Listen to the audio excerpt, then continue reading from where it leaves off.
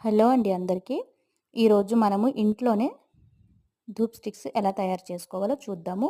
కర్పూరం బిళ్ళలు కొన్ని చిన్న రోట్లో వేసి మెత్తగా దంచుకోవాలి. అందులోనే సాంబ్రాణి, గుగ్గిలం అంటారు కదా, ఇది కూడా వేసుకొని మెత్తగా పొడి చేసుకోవాలి. ఈ పొడిని ఒక ప్లేట్లోకి తీసుకోవాలి. ఇది ఆవు పేడ అండి. పొద్దున్నే ఇంటి ముందు ఆవు వచ్చేసి వేసింది. నేను పేడ తీసేటప్పుడే కొంతమంది చూసి నవ్వుతున్నారు.